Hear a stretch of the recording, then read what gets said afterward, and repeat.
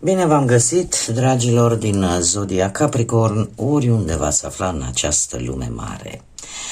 Suntem din nou împreună la o nouă lectură pentru ultima perioadă a lunii ianuarie, mai precis perioada cuprinsă între 26-31 ianuarie inclusiv, așa că toți cei care aveți nu numai soarele, ci și luna, Venus, ascendentul în Capricorn, această lectură este de asemenea și pentru voi. Desigur, nu uitați, este totuși o lectură general colectivă, așa că vă rog să luați decât ceea ce rezonează cu voi.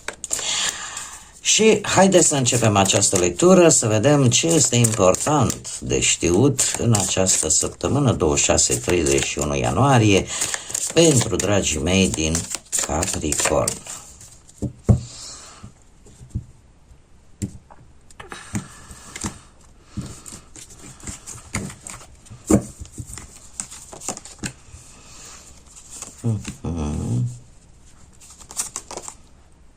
Interesant, vești, dragilor, o veste de la o persoană dragă, de la un apropiat, de la un prieten, prietenă bună, de la cineva de departe care vine așa, aduce o veste, un document, un mesaj, o comunicare scrisă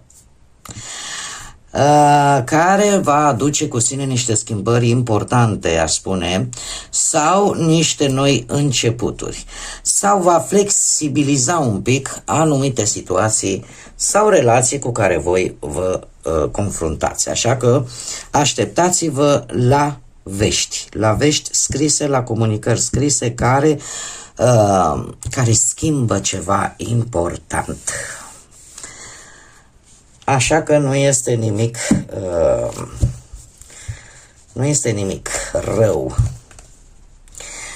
Dar e într-adevăr, nu știu, puteți să primiți chiar și niște documente în această săptămână. Niște documente care schimbă datele unei probleme.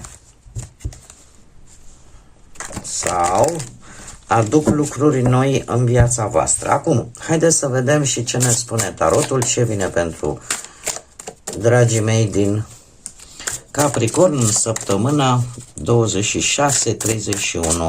ianuarie. Uite așa, dragilor, a trecut și ianuarie din 2026.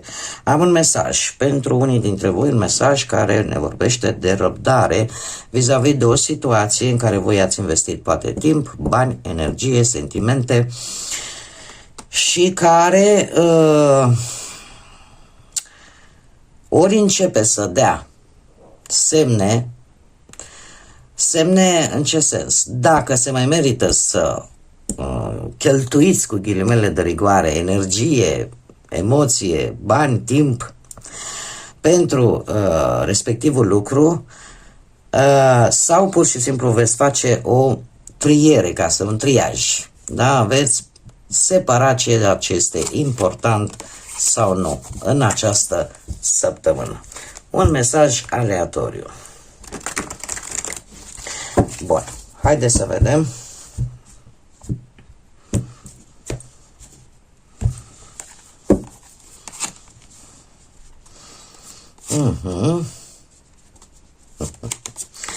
Să știți că sunteți foarte echilibrați. Uite, s-a nimerit să fie amândouă, le voi lăsa pe amândouă.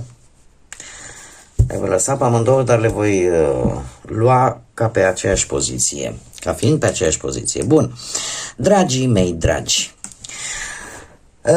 avem Zodia Săgetător, dacă asta rezonează cu unii dintre voi, sau de asemenea, iar aici avem și alte zodii de foc, nu numai Săgetătorul, Berbec sau Leu. Cum de asemenea avem și zodii de pământ, la fel ca și voi, Taur, Fecioară sau Capricorn. Acum, la modul general, sunteți foarte echilibrați în această săptămână.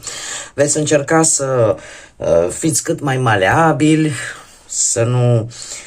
Veți evita pe cât posibil conflictele, tensiunile, stările de anxietate, stările conflictive. Veți lăsa de asemenea în urmă ceva lent. Ceva lent care parcă nu dă rezultate sau se mișcă prea lent și nu neapărat că îl veți lăsa în urmă de tot. Veți face o mică pauză vis-a-vis de o situație, de un plan, de un proiect care nu se mișcă așa cum v-ați dori voi. Așa cum am văzut și cu acea carte aleatorie, veți face un pic de triere între prioritățile voastre în această săptămână. Săptămâna aceasta are un aspect foarte, aș spune mai mult sentimental, cu multă pasiune, așa, mai mult pe partea asta sentimentală, deci avem un 2 de cupe, dar avem și o regină de bâte.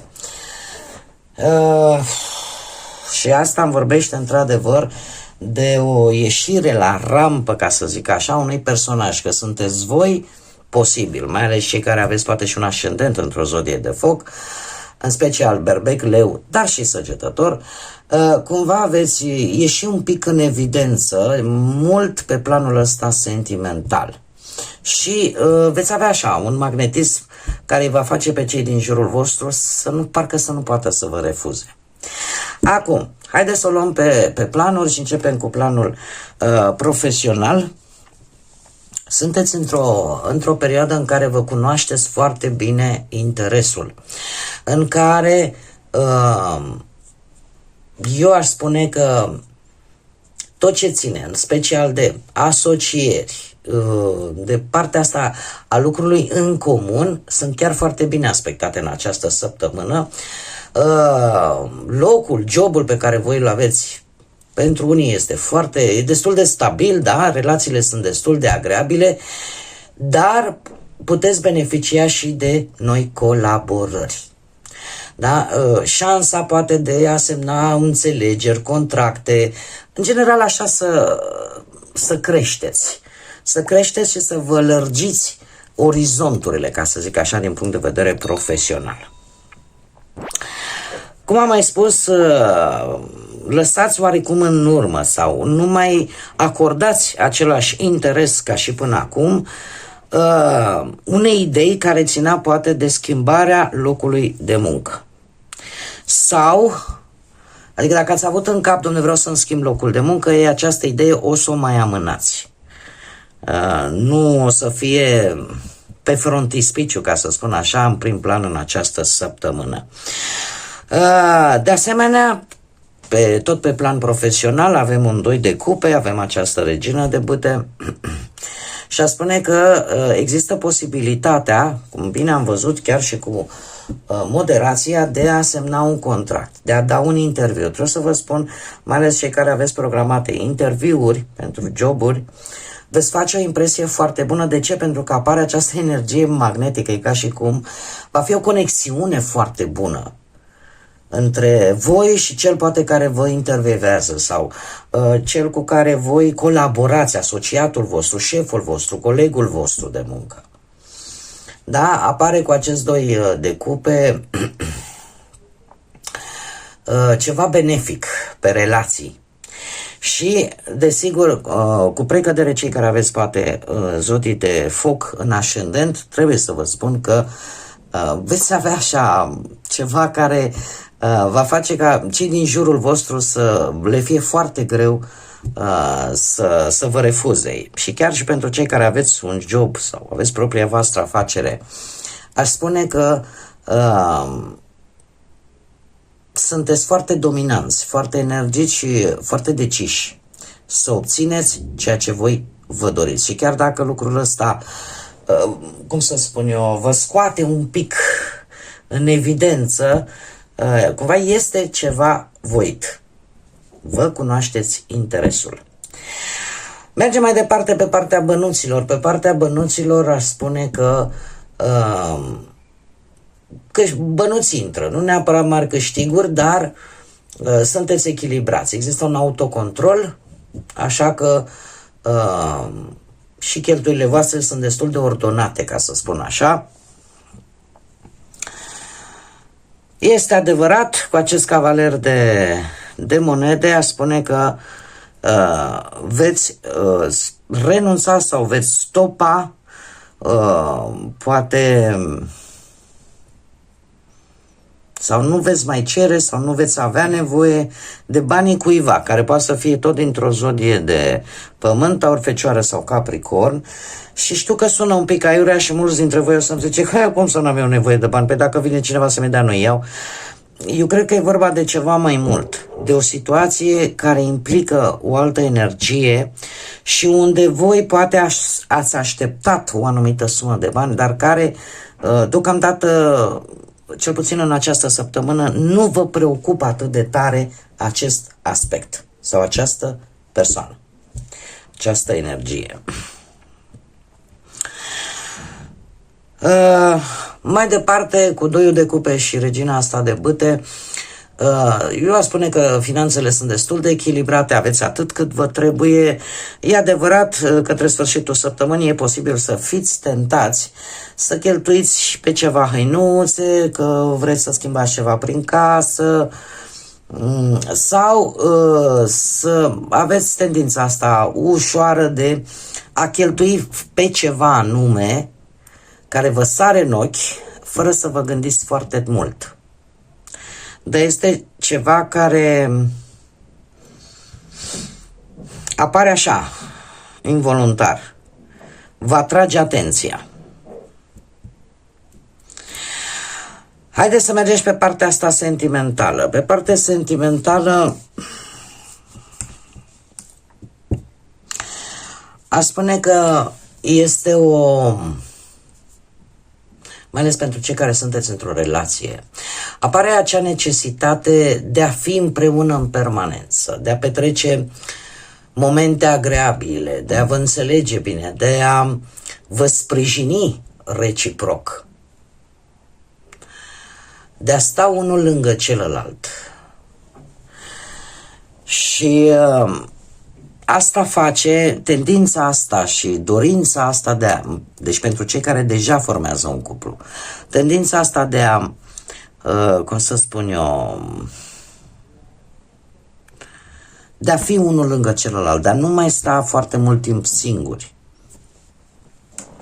se pare că este de comun acord și atunci rămâne în urmă varianta aia în care e posibil ca voi în relația voastră, într-un trecut foarte apropiat, să fi lucrat împreună, să fi analizat foarte bine punctele de vedere și ale voastre și ale celuilalt, în așa fel încât să fie ajuns la un consens constructiv în relația voastră, pentru că totuși cavalerul de monede, chiar dacă este cel mai lent cavaler, totuși vine cu această energie de a face lucrurile responsabil. Da? Și se pare că acest proces cumva s-a încheiat, va rămâne în trecut, pentru că la voi, din câte văd eu aici, se deschid porți frumoase, comunicare frumoasă în această săptămână, sentimente deschise, sinceritate și foarte multă pasiune, foarte multă atracție fizică, în care deja ați ajuns în faza în care fiecare pune câte un pic în relație și, ca să zic așa, lucrurile astea nu fac decât care relația să meargă într-o direcție bună. Este adevărat, aici putem vorbi și de o energie din exterior, o energie de foc, berbec, leu sau săgetător, care are un magnetism aparte, pe lângă faptul că și unii dintre voi, dacă aveți un ascendent în aceste zodii de foc, veți emana prin toți porii atracție. Pentru cei singurei, se pare că este foarte important în această săptămână pentru voi să vă acceptați așa cum sunteți și să înțelegeți că voi sunteți într-un anumit fel, fiecare individual, și sunteți unici. Și în momentul în care vi se cere mai mult sau așteptările sunt mai mari față de cele pe care voi sunteți dispuși să le dați sau să le acceptați, asta nu înseamnă că sunteți, cu ghilimele de rigoare, sunteți stricați. Nu, așa sunteți voi. Fiecare om este unic în felul său de a fi și depinde foarte mult de fiecare dintre noi ce îmbunătățiri aducem propriului caracter, propriilor noastre principii de viață, după care ne ghidăm și acceptăm persoanele lângă noi, așa că mai pe scurt, voi în această săptămână, eu cred că vă veți accepta și în special cei care aveți, cum am mai spus, ascendent în zodii de foc, cu precădere săgetător. Vă veți accepta așa cum sunteți. Veți lăsa în urmă lucrurile greoaie, relațiile greoaie care oarecum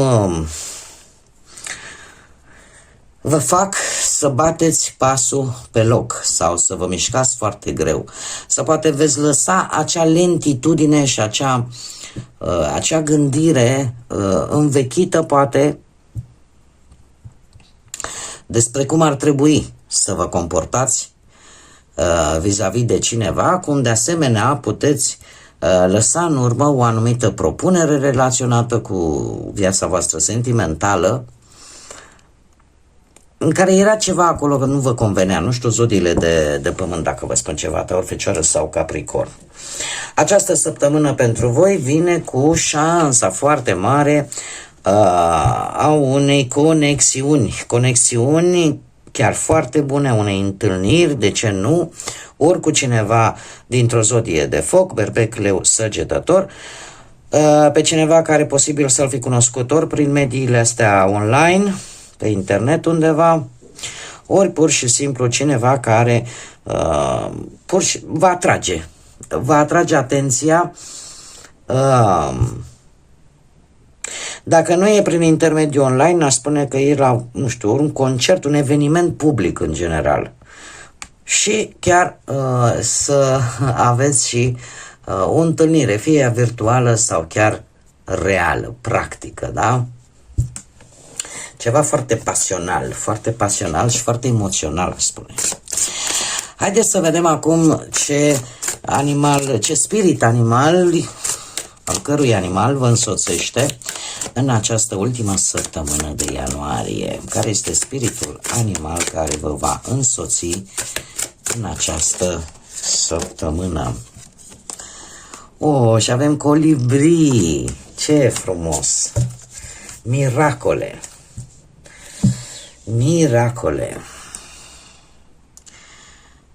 Tu ești aducătorul de bucurie. Tu binecuvintezi lumea cu pozitivitate și cu iubire. Energia ta iese efectiv prin aripile tale care strălucesc și care se mișcă foarte repede. Așa că împrăștie acest miracol al bucuriei.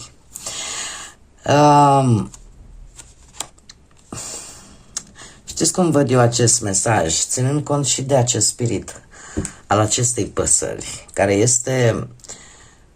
este într-adevăr o minune a naturii. Știm cu toți, este o pasăre foarte, foarte mică, dar felul în care ea își mișcă aripile, rapiditatea cu care o face, aproape că nu se vede, deci aproape că nu îi se văd aripile când se mișcă. Acum nu vreau neapărat să umblu fără falsă modestie pentru voi, dragilor. Voi sunteți, ca și zodie, nu că muncitori, sunteți foarte muncitori.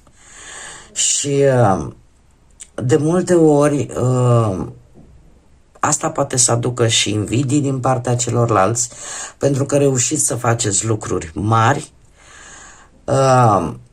tocmai prin devotamentul și dedicația cu care o faceți și ambiția cu care o faceți și organizarea cu care o faceți. Este poate mulți dintre apropiații voștri, sau cel puțin nu mulți, poate câțiva, nu? Sau cel puțin o persoană din anturajul vostru care vă cunoaște, îi place compania voastră, îi place felul vostru de a fi. Că puteți să îmbinați foarte mult, într-un mod organizat, atât munca, cât și plăcerile fizice, cât și, în general, viața asta de zi cu zi. Sunteți într-o săptămână în care, așa cum bine am văzut și cu această regină de bâte, efectiv ieșiți în evidență, aduceți o stare de bine. Aduceți o stare de bine care vă ajută să creați conexiuni frumoase, indiferent până la urmă de ce aspect al vieții vorbim. Pentru că acest spirit al acestei mici păsări se pare că vă va însoți și va scoate în evidență foarte mult potențialul pe care voi îl aveți și felul în care voi vă organizați până la urmă viața. Bun, dragilor, cam atât am avut pentru voi, pentru această ultimă săptămână de ianuarie. Eu mă bucur că am fost împreună. Sper să vă fie adus claritate în gânduri, ghidare și până la următoarea noastră revedere, eu vă doresc o săptămână minunată, tot binele din lume și, desigur, să fiți înconjurați de mult echilibru, de multă pace și de multă iubire.